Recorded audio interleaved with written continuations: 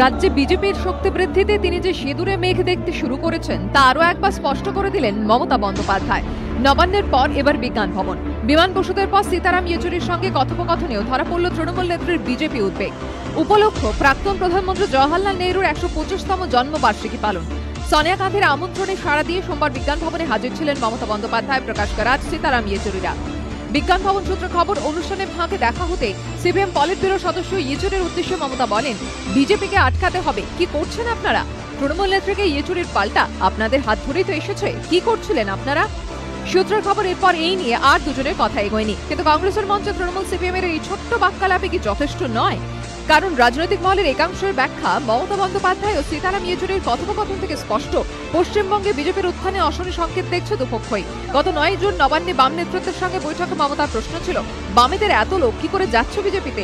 বিমান বসুদের ঘর সামলানোরও পরামর্শ দিয়েছিলেন তৃণমূল নেত্রী।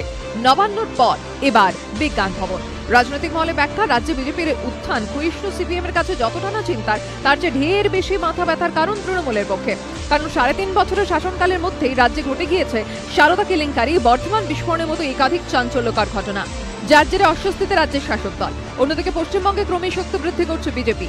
রাজনৈতিক পর্যবেক্ষকদের একাংশের মতে, রাজ্যের এই পরিবর্তিত রাজনৈতিক পরিস্থিতিতে যথেষ্ট চাপে শাসক শিবির। সে কারণেই কি নেহরু স্মরণ মঞ্চে ও সিপিএম কেন্দ্রীয় নেতৃত্বের কাছে বিজেপি সম্পর্কে ফের উদ্বেগ প্রকাশ করলেন মমতা বন্দ্যোপাধ্যায়। বার্তা দিতে চাইলেন বিজেপি রুখতে আরও কাছাকাছি আসার। প্রশ্ন নানা মহলে। বিজেন্দ্র সিংহ রিপোর্ট, এবিপি আনন্দ, নয়াদিল্লি।